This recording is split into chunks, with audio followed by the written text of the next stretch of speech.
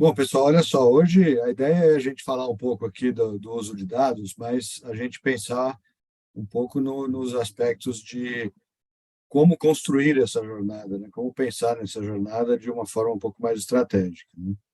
Então, eu vou falar aqui de coisas que a gente fez, que a gente experimentou em outros locais, né? Em outras oportunidades, e só o disclaimer, né? Tudo feito aí com todas as informações que estão aqui são públicas e foram divulgadas aí pelas próprias empresas, né?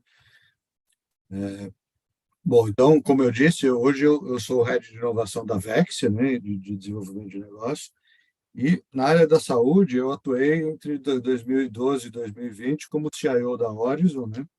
Que é uma empresa da área de saúde que faz ali o meio de campo entre os planos de saúde e os prestadores de serviços de saúde. E foi aí, na Horizon, que teve início, então, essa jornada de como é que a gente faz para usar dados na área de saúde, que cuidados a gente e erros, né, nós cometemos, que não foram poucos, e é natural, né? Então, a ideia hoje é compartilhar algumas dessas coisas aqui, né, com vocês. A gente vai primeiro dar uma olhada no porquê, né? Por que usar dados e de que forma, né? Tem muita gente que quer falar, não, preciso usar dados, dados são o novo petróleo e tal, mas sem ter um caso de uso, né, vamos dizer assim, na partida. Então é importante ter. Uma vez que você saiba o que você quer, né, o que a empresa quer, o que você busca com o uso desses dados, tem várias armadilhas aí, desafios que precisam ser pensados, né, conforme a gente vai percorrendo essa jornada. Aí tem o uso de dados, eu vou falar um pouco do uso de saúde e como a visão de cada stakeholder da área de saúde pode ser diferente, como essas visões se combinam, e vou citar, para terminar, alguns casos reais de uso de dados mesmo que a gente fez na ocasião com os resultados. Tá? Então, vamos lá. Por que a gente usa dados? Né? Por que vocês pensaram em usar dados em algum momento? Por que benefício, né, o uso de dados pode trazer? E essa pergunta, eu acho que ela é fundamental, ela é chave para que a gente tenha uma jornada de dados que faça sentido. E não é uma pessoa que vai responder, é a empresa, né? Então, o aprendizado de uso de dados e o uso efetivo desses dados, ele só faz sentido, né, se ele gerar algum benefício, né? E é muito importante ter isso em mente.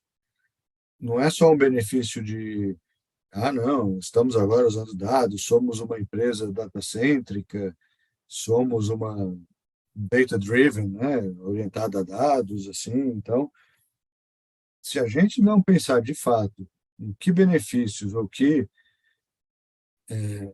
resultado de negócio a gente busca, vamos dizer que a jornada vai ser muito mais difícil, né?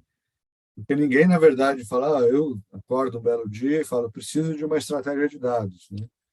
A gente, na verdade, tem uma estratégia de negócios que envolve ou incorpora uma estratégia de dados. E isso eu acho que é a coisa mais importante e que ela precisa ser pensada antes, né? Minimamente, os objetivos estratégicos mesmo de negócio, porque tem muitas outras perguntas, né? Muitas outras informações que são essas, né? Assim, que dados eu tenho, onde esses dados ficam, né? Onde eles estão armazenados, para que esses dados são usados e por quais sistemas, se eu estou conforme, né, com a legislação, com os regulamentos. O uso de dados vai me trazer o benefício imediato ou eu estou construindo uma ponte para o futuro? Ou as duas coisas, né? O caso mais comum é que seja as duas coisas, né? Então, a gente vai ter um olhar para o futuro para transformar a empresa e assim como o Flávio falou agora há pouco, né? Assim, a gente está sempre num contexto de transformação, de mudança, né? Então, seja para o uso do metaverso, seja para o uso de dados, que de certa forma tem uma sobreposição, né? É muito importante que a gente entenda quais são os benefícios para o negócio que esse uso vai trazer. E isso precisa fazer com que a cultura da companhia seja modificada. Porque simplesmente falar eu quero usar dados não vai ser o suficiente para que a gente, de fato, use isso. Então, Peter Drucker já dizia que a cultura come a estratégia no café da manhã. E isso parece uma frase de efeito, né? E de fato é, né? Mas ela é muito mais do que isso, né? Isso eu já vi acontecer em diversos lugares, eu acredito que muitos de vocês já tenham visto. Tem até quem diga que essa frase já não é mais assim, mas eu acredito que é fundamental que a cultura incorpore certas coisas para que essas coisas se reflitam na estratégia, porque senão não vai acontecer. E uso de dados, claramente, né, a mentalidade datacêntrica é uma dessas coisas. Então, uma primeira recomendação aqui, que é, se é que eu posso ser tão ousado e dizer que é uma recomendação, mas é um cuidado, vamos dizer assim, que eu recomendo que as pessoas tenham, né, que as empresas tenham. Essa jornada ela é uma jornada evolutiva, né? Não vai ser do dia para a noite que a gente vai ter lá um modelo prescritivo. Então, vamos ter em mente que esse modelo evolutivo ele vai passar por aprendizado, por erros, por acertos, por mudanças de rumo e por ganho de maturidade gradual, como qualquer jornada, né, tecnológica ou de maturidade em qualquer segmento. E é muito difícil queimar etapas, né? Assim, a maioria das empresas que queima etapas falha em algum momento e ela vai ter que voltar para a etapa anterior. Eu falo isso pela experiência, né? É óbvio que tem empresas que conseguem, né? Não dá para dizer que isso é infalível, mas vamos dizer assim que a probabilidade de falhar se a gente tentar queimar as etapas é grande, é bastante relevante. Então, vamos começar a pensar nos casos de uso a partir de modelos mais simples, né? O descritivo, que conta o que aconteceu, o diagnóstico, que tenta responder o porquê aquilo aconteceu, o preditivo, né, que vai dizer o que será que vai acontecer, e o prescritivo, que você busca interferir nisso, né? A sofisticação vai vindo gradualmente com os erros e com o ganho de maturidade, e o valor percebido precisa ser crescente também, porque isso é fundamental, né? Assim, a alta direção das empresas, em geral, ela tem um olhar de retorno, e esse retorno ele não é rápido, ele não é um retorno em 1 ou 2 anos, né? Isso é importante também que a gente já tenha clareza na partida, mas o valor percebido pela empresa, pelos clientes, pela melhoria, enfim, pelo que quer que a gente busque no caso de uso, ele precisa ser visível, precisa se apresentar. E é por isso que é tão importante que a gente saiba exatamente que estratégia de negócio a gente está buscando resolver ou atender com o uso de dados. O Gartner tem um modelo, né, de inovação baseada em dados, né, que basicamente faz referência a essas coisas que estão aqui, né? Então, você passa a fazer a inovação digital a partir da otimização do negócio e a partir da transformação digital do seu negócio. Então, aqui é só um frame que talvez ajude a gente a pensar e construir o caminho para essa jornada, né? Porque, como eu disse, para você chegar na inovação drivada por dados, né, direcionada por dados, tem um caminho grande a percorrer.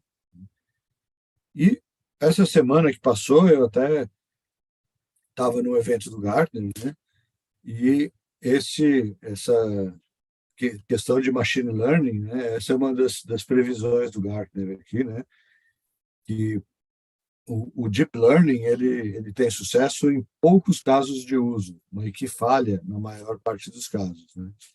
E isso acontece, segundo a avaliação do Gartner, pela dependência enorme de volumes de dados cada vez maiores, né? E, portanto, a inteligência artificial composta, vamos dizer assim, vai trazer técnicas direcionadas a dados que procurem espelhar melhor a inteligência humana para não ter uma dependência tão grande do uso de dados ou do volume de dados que é necessário se usar hoje em dia. Então, vamos a conferir, né? O Gartner tem uma boa assertividade aí nas previsões, claro que não acertam tudo, mas a conferir. Bom, então, para fechar esse bloco, só para a gente recordar aqui, né, e os principais pontos que eu acho que os takeaways aí para esse bloco, né? Então, vamos tentar buscar saber para que a gente quer usar dados antes de começar essa jornada, né? A estratégia de negócio tem que estar ligada à estratégia de uso de dados.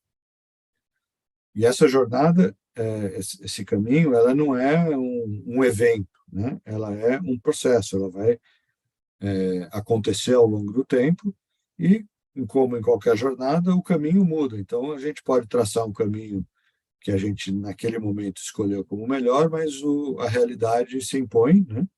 Como em tudo na vida, e o caminho pode e vai mudar, né? Eu falo isso sem muito receio de errar. O uso de dados também está sempre num conceito de inovação e de transformação, né? Então, a gente tem que estar sempre buscando a transformação que passa fundamentalmente pela mudança de cultura das companhias. Então, se a gente, de fato, não promover uma mudança de cultura, vai ser muito difícil a gente conseguir fazer essa jornada de forma a atingir os resultados.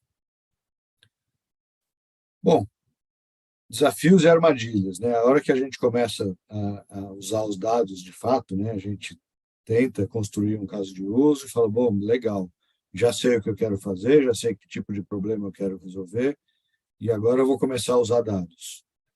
Então, algumas armadilhas aqui, alguns desafios, algumas experiências e erros que nós cometemos, eu e a equipe, né, na empresa em que a gente estava fazendo isso. Então, esse foi um deles. A gente tem que dar muita atenção à qualidade de dados, né? A gente trabalhava na área de saúde e tinha, para vocês terem uma ideia, tá? Eu vou dar um número, esse número não é força de expressão. Aspirina, que é ácido acetil salicílico, ela tinha 881 representações nas nossas bases de dados. Então, fazia-se referência à aspirina de 881 formas distintas, né? Então, como é que eu sei que todas essas 881 formas se referem a um mesmo princípio ativo, né? Então, o trabalho de qualidade de dados, ele é fundamental, né? Porque é a fila Gigo, né? Garbage in, garbage out. Se você colocar dado ruim na entrada, você vai ter um outcome ruim, né? Então, muito importante olhar isso.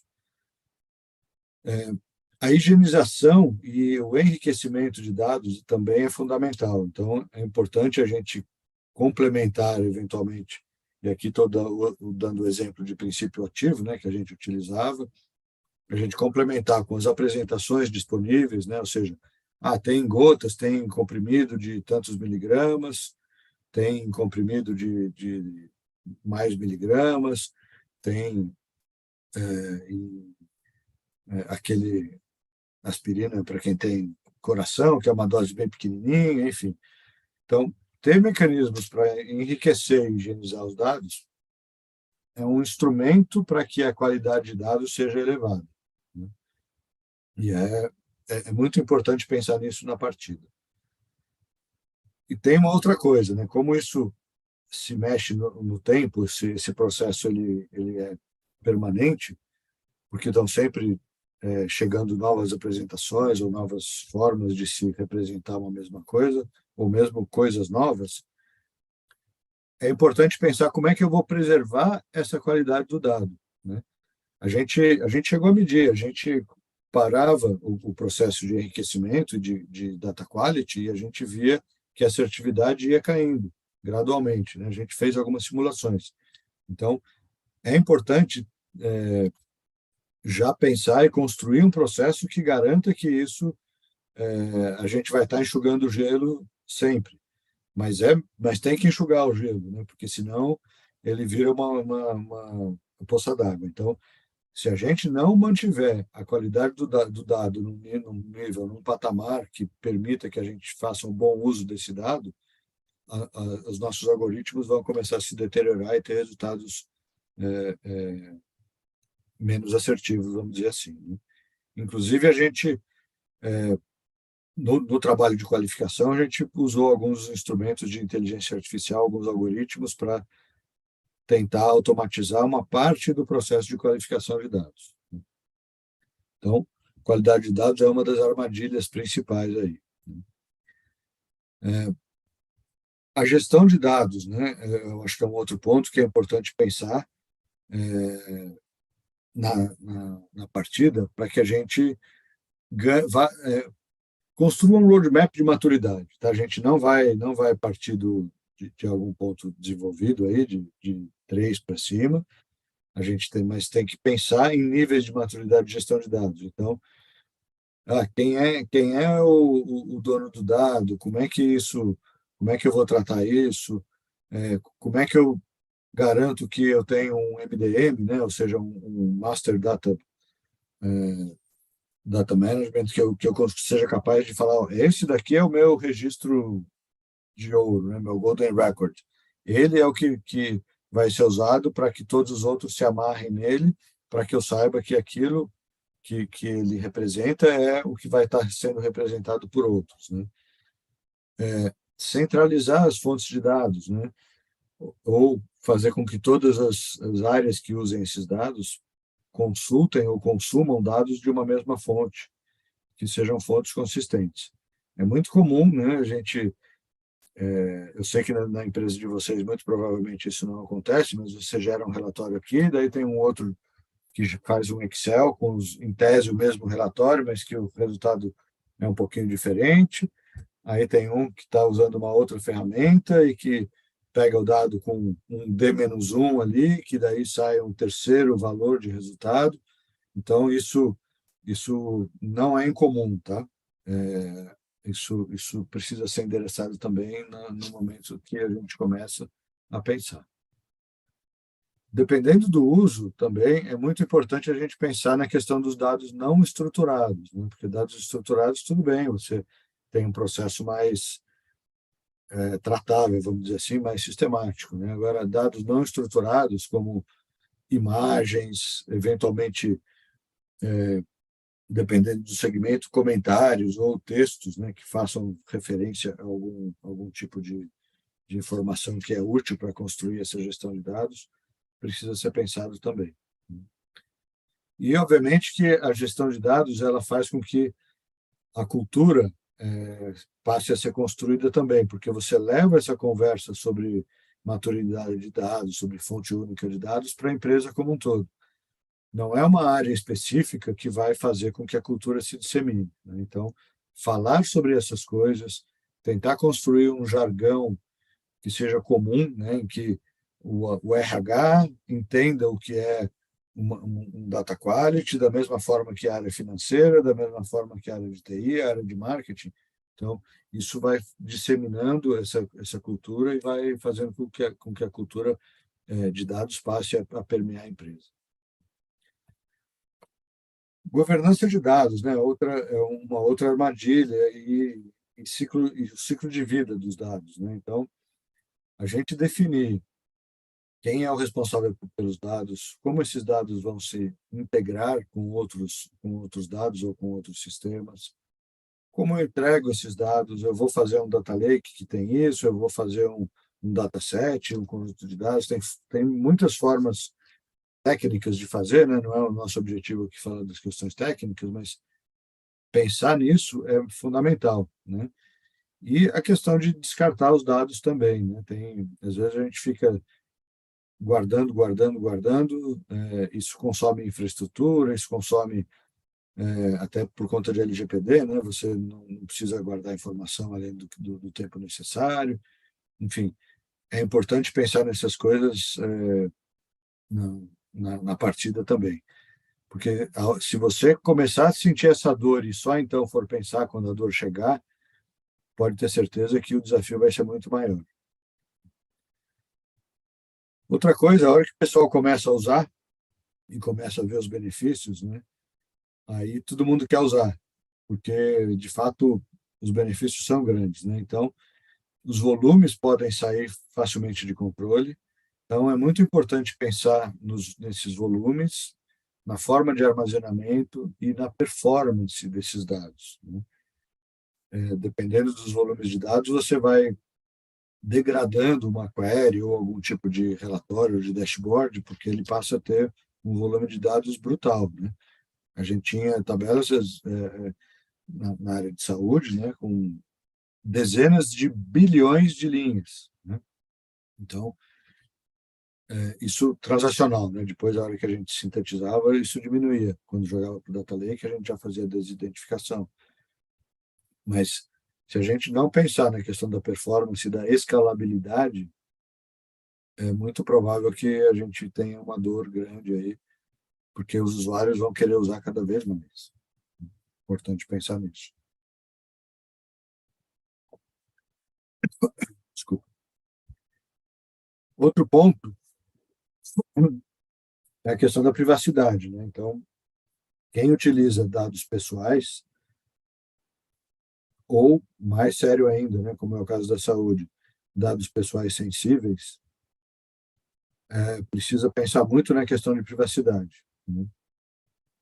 Às vezes a gente tem dados que a gente sempre teve, que a gente colhia, mas eles podem ser usados.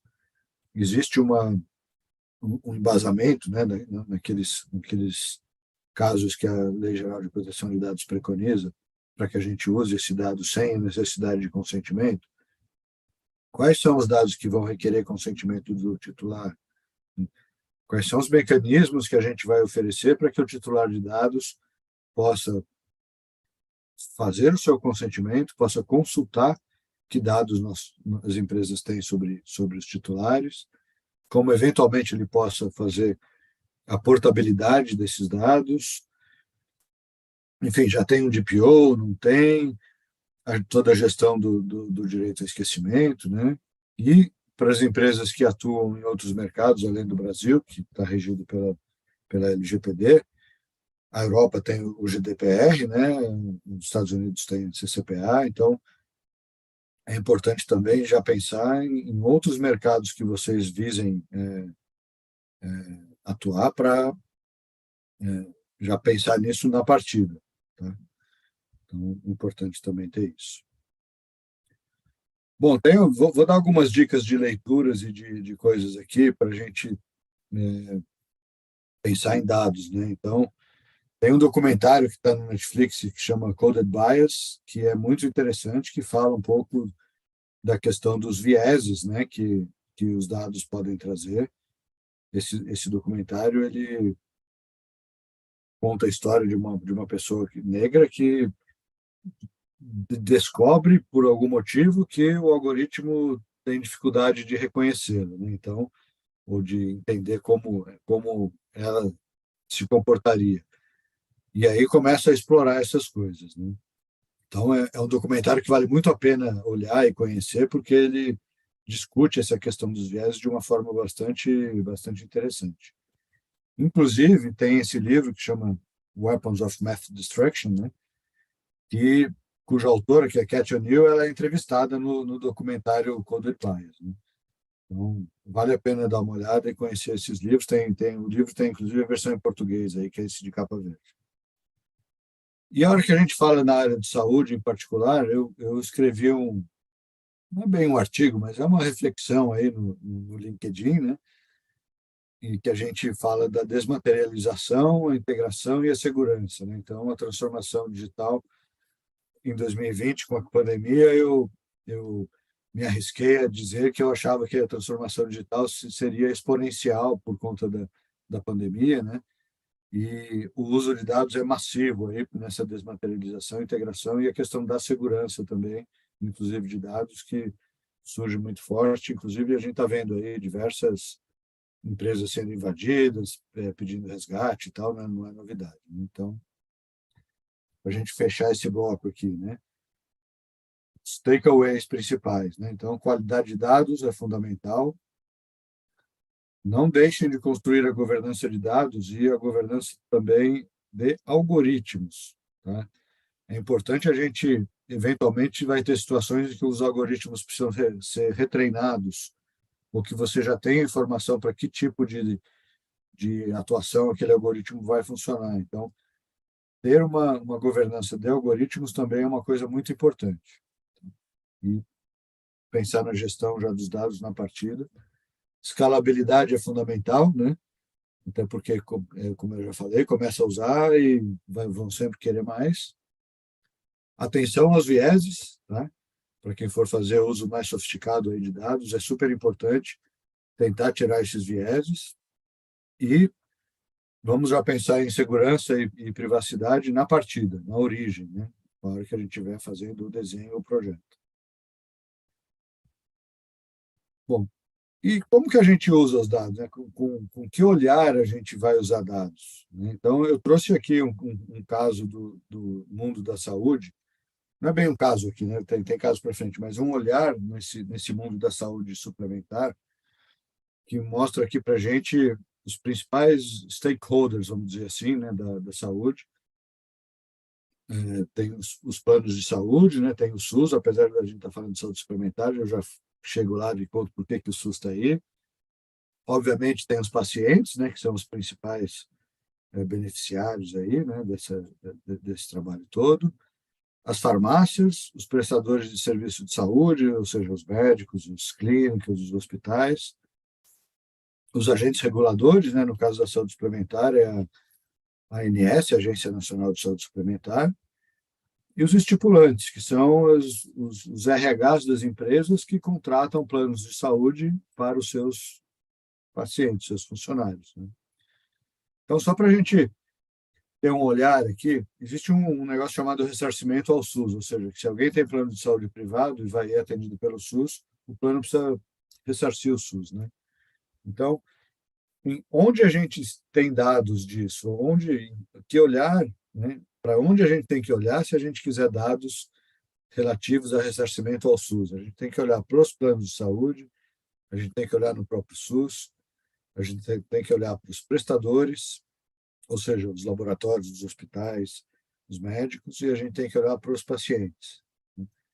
Então, se alguém estiver pensando em usar dados para falar de ressarcimento ao SUS, não basta ter um olhar unilateral, vamos dizer assim, vou olhar só com a perspectiva do plano de saúde. Não, eu preciso ter a perspectiva dos pacientes, dos prestadores, enfim.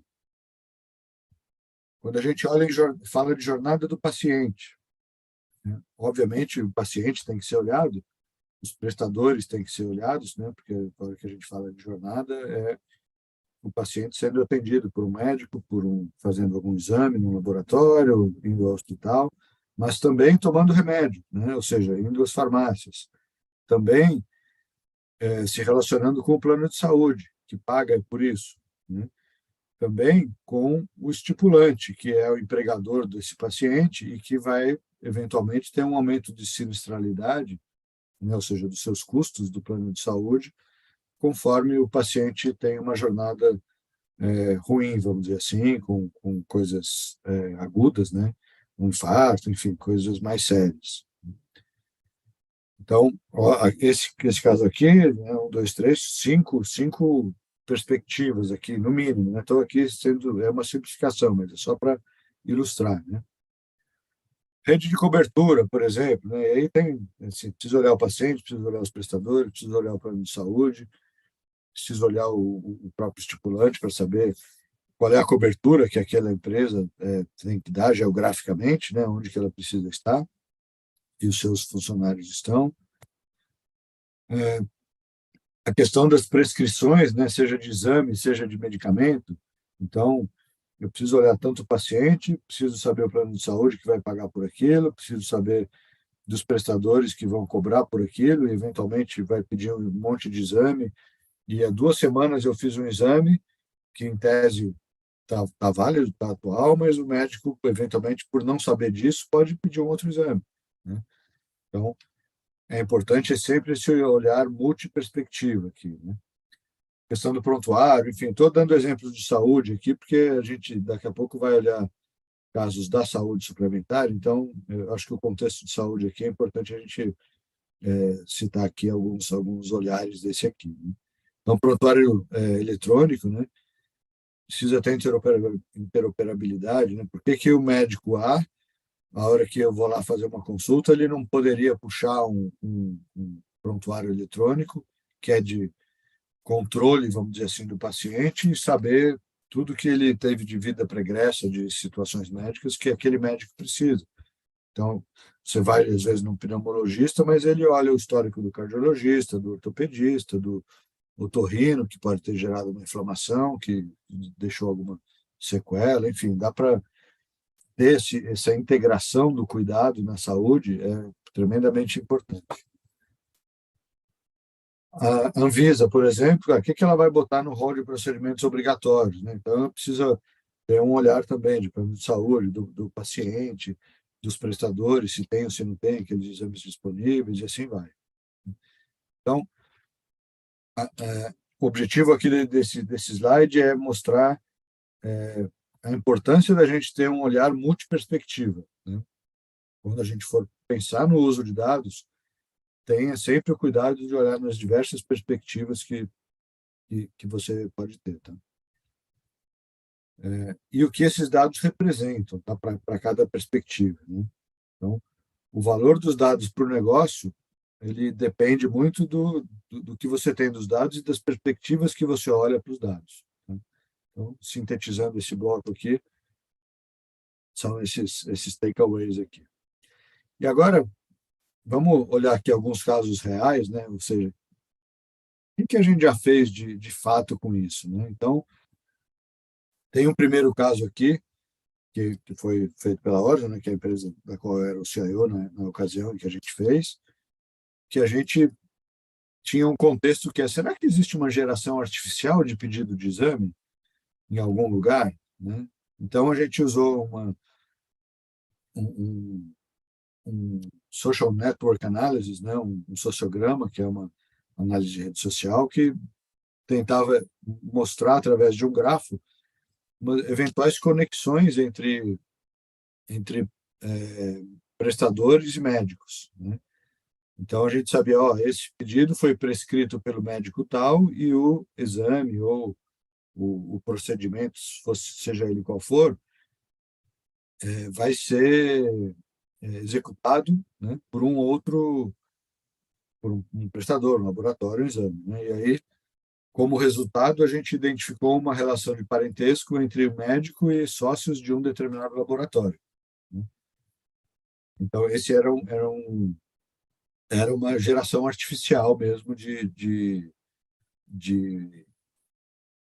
pedidos de exame. E identificamos um outro caso em que parecia que tinha uma correlação grande, né, entre um médico e um prestador, mas que esse era simplesmente por conta de uma proximidade geográfica, né? Como é que a gente fez isso? Então, a gente gerou esse grafo, tá? Esse daqui é um exemplo, né? Não foi, o grafo era muito mais complexo do que esse, mas no caso aqui, a bolinha M01 vermelha, né, aqui no alto, e o laboratório L07. Depois, a gente usou também dados não estruturados, tá? Então, a gente usou informações de redes sociais e a gente chegou descobrindo que esse médico era genro do dono, de um dos sócios do laboratório. Então, eles não tinham uma proximidade geográfica grande, mas ele tinha essa linha grossa aí, representa a quantidade de exames realizados no laboratório 7, prescritos pelo médico 01, né? Então, é uma linha grossa, né? Então, é um volume bastante grande, bastante representativo. E para esses casos em que o grafo, né, o sociograma, mostrava uma linha muito grossa, ou seja, uma relação muito forte, a gente, então, fez a pesquisa de dados não estruturados para tentar identificar algum tipo de relação que não estava nos nossos sistemas, né? outra coisa que a gente identificou, a outra linha grossa que tinha do laboratório 88, que é o quadrado amarelo, né? L88, e o médico 14, né? Que também tinha uma quantidade grande de exames prescritos por esse médico, realizados neste laboratório, mas nesse caso, pelo menos, nós não identificamos nada que fosse uma geração artificial. Simplesmente, o laboratório ficava na mesma rua, né? Então, muita gente não era exame que precisava de jejum, essas coisas todas, né? Então, o paciente saía do médico já com o pedido na mão e muitas vezes já fazia o exame diretamente lá. Então, esse aqui foi um caso de uso. Um segundo caso, né? Esse daqui é muito legal, esse daqui é o meu predileto, tá? A gente tinha um contexto que a gente queria tentar entender se era possível identificar a partir de uma jornada do paciente, ou seja, sabendo que ele foi ao médico tal, que é cardiologista, que ele na consulta fez um eletrocardiograma, que depois ele fez um cateterismo, que depois ele estava tomando o remédio X, que depois ele foi internado porque teve um infarto, enfim, com base nessas jornadas, sem saber o desfecho clínico, tá? Então a gente buscou identificar pacientes que tiveram infarto agudo através da sua jornada, mas sem conhecimento do desfecho clínico, porque essa era uma informação que a gente não tinha, né? A gente tinha só as informações transacionais. E aí, através de um algoritmo Randall Forest, a gente gerou uma árvore de decisão e um score para esses pacientes, né?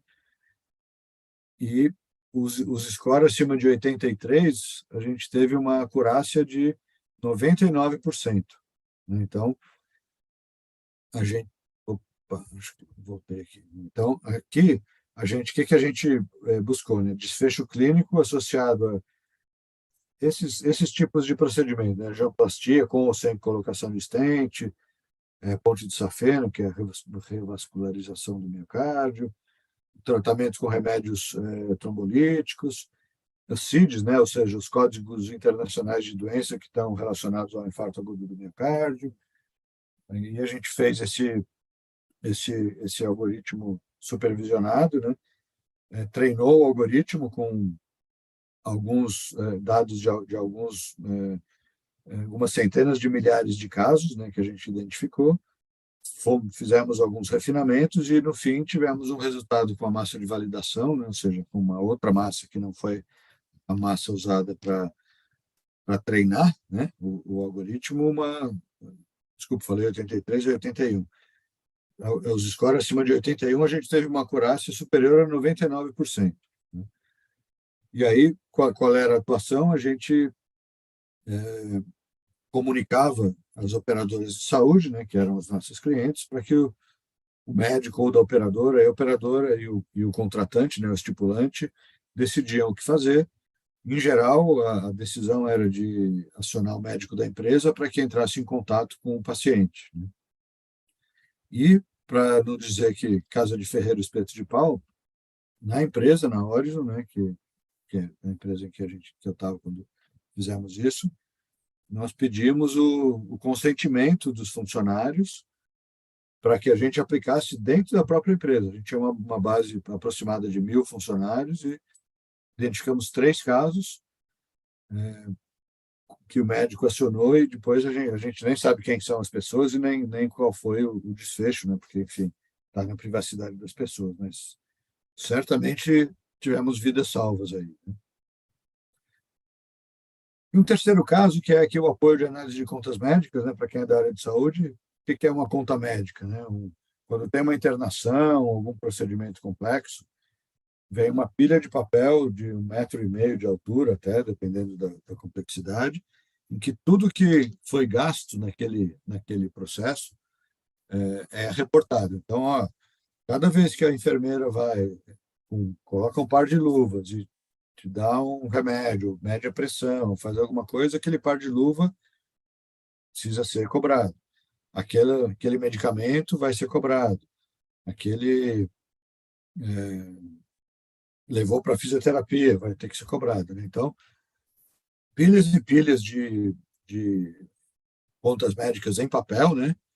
Então, a gente tinha um processo de digitalização, essa é a parte fácil, entre aspas, né? Que é o processo de digitalizar isso, né? Então, a gente, com base em treinamento também, é, a gente passou a gerar um alerta, tanto um alerta amarelo quanto um alerta vermelho, né? Então, um alerta amarelo olha, isso daqui é possível, pode ser que aconteça, mas é muito incomum e precisa estar muito bem embasado, né? Então, para dar um exemplo, uma cirurgia de ombro, né, de manguito rotador, você pode usar 2, 3, 4 ou 5 parafusos, âncoras, né, que é o nome que os médicos dão.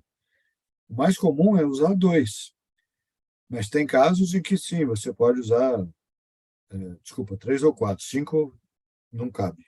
Então, são 2, 3 ou 4, né? E aí a gente guiava o olhar do analista falando, olha, está falando que usou 3 parafusos, então vê se a justificativa é essa ou essa, se é compatível com o uso de mais parafusos, né? E aí, a partir daí, o analista confirmava ou não, né? Ou seja, se aquela sugestão estava correta, então o processo se retroalimentava pelo feedback do analista de contas médicas que falava, não, de fato, essa indicação que o apoio, vamos dizer assim, né, a inteligência artificial de apoio à decisão recomendou estava correto ou estava errado, e com isso a gente ia refinando o algoritmo, né?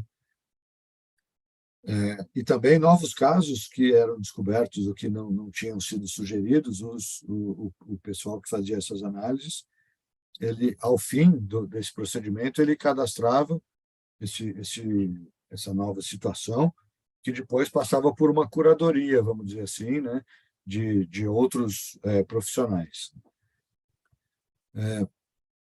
Qual foi o desfecho aqui, né? Então, a partir desses flags amarelo e vermelho, o analista apontava, o analytics, né, desculpa, apontava diretamente ao analista, falou, olhe para cá, olhe para lá, dá atenção nisso, falou, isso aqui não pode de jeito nenhum, tá? Então, 91% das sugestões, né, naquele processo que a gente fez, naquele período, estavam corretas, né? Ou seja, eram recomendações válidas e isso foi aplicado ao universo de 50 hospitais, né? Então, assim, dá para ter muitos usos de inteligência artificial aí, de dados analíticos em geral mais sofisticados, para que a gente possa, de fato, trazer valor para o negócio, né? Voltando aos primeiros slides, né? Que importa aqui é trazer valor para o negócio, né? Se isso não trouxer valor para o negócio, a gente às vezes se apaixona pela questão técnica, né? Do desafio do algoritmo, do dado, da inteligência, dos mecanismos estatísticos, né? Mas se isso não estiver conectado ao business outcome, não faz muito sentido. Bom, acho que temos aí uns minutinhos para perguntas, então deixei esse pedaço aqui para a gente conversar. Se alguém tiver alguma pergunta, por favor, à vontade aí. Não sei como é que é a dinâmica, Alessandra, se você lê aí algumas eu preciso perguntas. dar uma olhadinha aqui agora no YouTube. Perguntas, pessoal, perguntas. Enquanto as perguntas não chegam, eu vou deixar aqui para fazer um pedido para que vocês deem uma avaliada aí. O que vocês acham? Se a apresentação está boa, está ruim, o que dá para melhorar? Só ou esse link ou o QR Code. Rápido e anônimo. Eu vou avaliar também, vou dar 10. Pode deixar que eu vou garantir que adorei. Parabéns para eu, adorei. É importante feedback para o professor, viu, pessoal? Sexta-feira à noite, estamos aqui, né, com a cara e com a coragem trabalhando. Se puderem dar uma avaliação para o professor Ortiz, seria importante. Agora, tem que dar uma avaliação muito boa, porque sexta-noite receber um feedback ruim, não dá, não. Está exemplar. Não, pode dar a avaliação anônimo, que... É anônimo, né? Avaliação real. É importante ser avaliação real, que é para ajudar a melhorar. É verdade, é verdade. Eu vou ler aqui mesmo. para você. Pessoal, olha, por favor, o Labdata colocou o link do Forbes para que vocês tenham certificado de participação dessa apresentação incrível que o Ortiz fez, tá? Obrigada, eu gostei muito, Ortiz, eu vou ler as perguntas, tá? Então, quem quiser o certificado de participação, eu quero, eu também vou ter, eu também estou assistindo, o meu já vai estar garantido preencher esse form, tá? O Lauro faz a seguinte pergunta: dados são resultados de eventos. No campo de análise, buscamos entender as causas, o que tem que mudar para aprender e sobreviver nesse mundo de dados, na relação de dados versus causas, é a pergunta. Pergunta cabeluda, hein, Lauro? Depende muito do... Eu acho que depende muito Entender do... as causas, o que tem que mudar para aprender e sobreviver nesse mundo de dados. Posso tentar responder, Ortiz? Claro, imagina. Que fala em causa, eu já estou pensando em teste aqui, pessoal.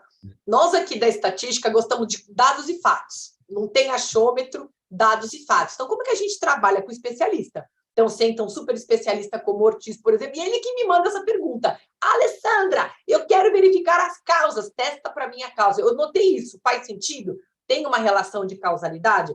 E aí, Lauro, como é que a gente faz? Tem todo um planejamento de experimento na área médica, a gente faz o planejamento e vamos testar, né? As causas e efeitos. Será que faz sentido acontecer isso ou aquilo? Então, tem testes, na verdade, tá?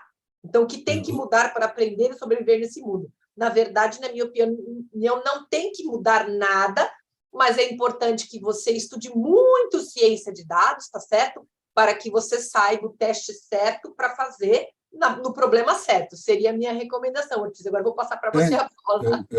Eu concordo 100%, Alessandra. Inclusive, assim, os dados falam, né? E é importante a gente filtrar os dados e tirar os vieses, né? Então, duas coisas aí que eu acho que a qualidade do dado e o algoritmo, né? Como a professora Alessandra mencionou. Se a gente não deixar o dado falar, ele vai falar uma coisa enganosa, né? E o uso de dados ele é uma das coisas mais fortes, né? Mais assim, que busca identificar a causa, porque ele identifica padrões e a partir dali você é capaz de ir convergindo para as causas, né? E cada caso é um caso, Laura. Se depende muito do segmento, depende muito do setor, mas eu acho que o uso de dados e analytics é uma ferramenta fundamental e poderosíssima para que a gente faça isso. Perfeito, excelente resposta. O Marcelo faz uma consideração e uma pergunta. Então, ele fala assim, alguns prontos, acho que ele quer dizer ponto, alguns pontos principais para análise de dados seriam, 2 pontos. Slide 1, ponto 1, né? Entender a pergunta de negócio que quer responder. Isso fala. Aí ele faz a pergunta, compreender o processo de captação dos dados? É muito importante entender, a pergunta dele é muito importante entender o processo de captação dos dados para fazer uma análise de dados, Ortiz? Sem dúvida, sem dúvida. Até porque, primeiro, como você capta esses dados, né? Se eles são dados pessoais, se são dados sensíveis, como você armazena, enfim, como você processa, né? Para usar o jargão da LGPD dali para frente, mas a captura é fundamental. Então, você tem que capturar, primeiro, dentro da lei, ou seja, aquilo que pode ser capturado para uma finalidade específica, né? E tem um outro ponto que é a qualidade do dado, porque às vezes você não captura o dado no estado enriquecido, vamos dizer assim, em que ele vai poder te dar os insights ou aquela estudo de causa, vamos dizer assim, aquele informação final que você busca. Então, a captação, eu até brinquei lá, né? O garbage in, garbage out. Se você capta uma coisa ruim, você vai ter um resultado ruim, né? Então, sem dúvida nenhuma, a captação é fundamental. Perfeito. Aí tem muito bom, muito bom, muito bom, muito bom. Sensacional, muito bom, muito bom, muito, mas um monte de muito bom, tá? Aí o Guilherme Obrigado, fala, pessoal. dá até para procurar fraudes e requisições de materiais médicos. Aí tem sensacional, show demais, genial de verdade, sensacional, show. Muito bom. A Valquíria ainda fez uma redação aqui. Sou nova na área e o conhecimento passado foi de fácil entendimento. Alguns termos, de fato, eu não tinha conhecimento, pois sou administradora, mas a linguagem foi ótima, clara e limpa. Uhul, boa! Que bom. Aí o Carlos Eduardo Correia fala assim, ó, nome de rei, hein? Carlos Eduardo Correia Coimbra. Qual é a sua recomendação para quem está migrando da área de negócio, supply chain, para a área de dados? Estudo Python, IA e faço pós no Labdata. Você está fazendo uma pergunta ou você já está respondendo, o Carlos? Que aí ele fala, qual é o que eu tenho que fazer? Ele fala, se você já respondeu que você estuda Python, IA, e está fazendo uma pós no Labdata de Data Science IA, você já está indo no caminho da, né? Tá no caminho perfeito já. Né? Ele quer mudar da área de dados para a área de análise de dados. Ele quer mudar do negócio para o dado. Se você já está estudando isso, você está no caminho perfeito. Claro, com certeza. Mas, assim, independente das pessoas, penso eu, desejar mudar ou não desejar mudar, é muito importante entender a potência da análise de dados. Mesmo que você não vai analisar. Mas quando você é um executivo e você sabe tudo que a análise de dados pode fazer, você consegue entender melhor e fazer mais perguntas. Você consegue fazer mais perguntas de negócio porque você sabe que terá as respostas. De repente, você não perguntou porque você nem sabe que aquilo é possível, né, Ortiz? Então, entender um pouco o que o cientista, o potencial e o que ele pode fazer, penso eu, que seria, né, o melhor para todos os executivos. Qual que é a tua opinião, Ortiz? Eu concordo. Inclusive, o Carlos Eduardo já tem um ativo aí que é super importante, que é o conhecimento do negócio, né? Então, ele complementando a formação aí, com o curso com o Labdata, e saber a potência da análise, né? Ele vai ter um olhar de falar, pô, mas tem aquela situação de negócio que eu posso fazer uma análise desse tipo, que quem não conhece o negócio não teria, né? Então, complementar isso com o conhecimento de negócio é fundamental, né?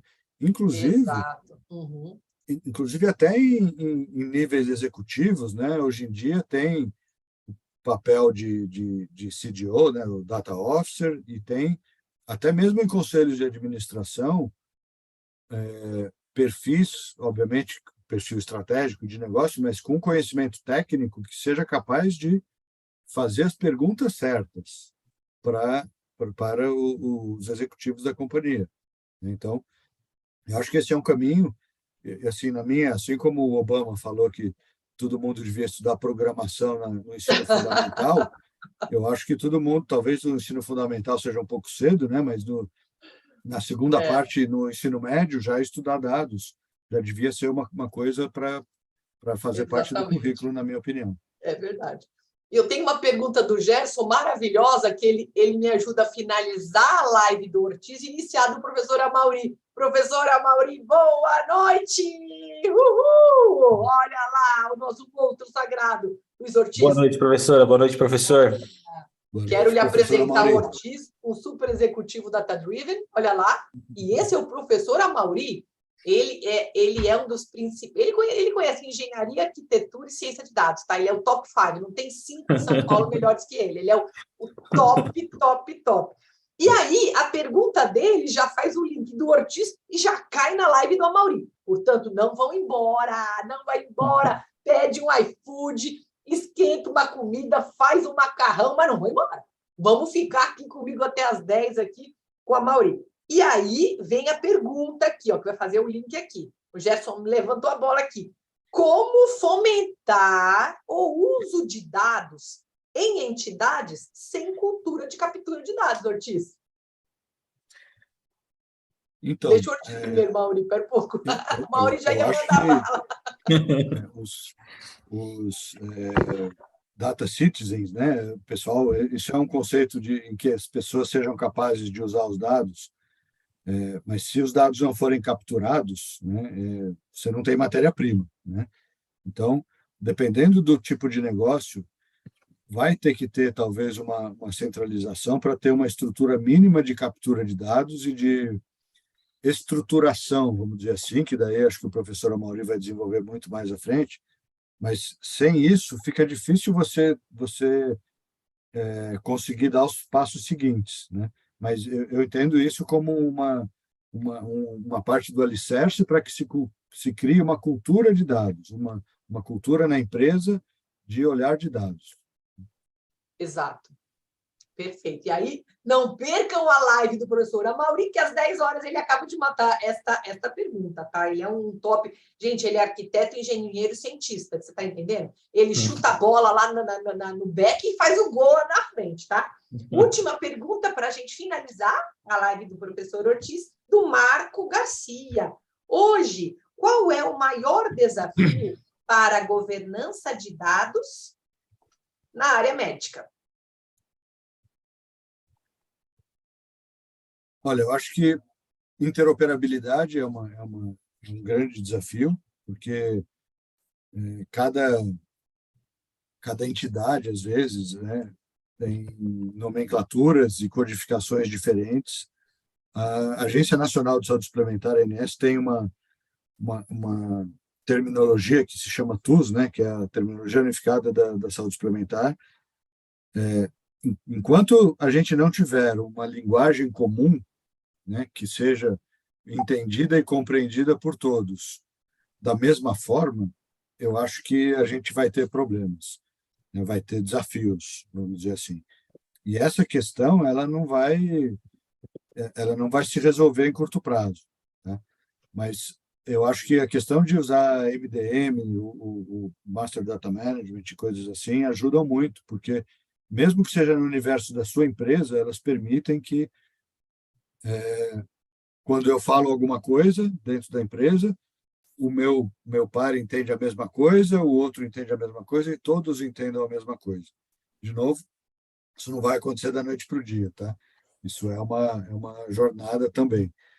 Mas, então, interoperabilidade e padronização na nomenclatura e codificação de procedimentos, de medicamentos, de materiais, né? Órteses, próteses, materiais especiais, enfim. A impressão que a gente tem em alguns casos é que os fabricantes eles fazem as codificações as mais complicadas possíveis, justamente para você não ser capaz de fazer esse match, né? Então, eu acho que isso é um elemento fundamental. Verdade, concordo plenamente. Pessoal, muito obrigada por estarem aqui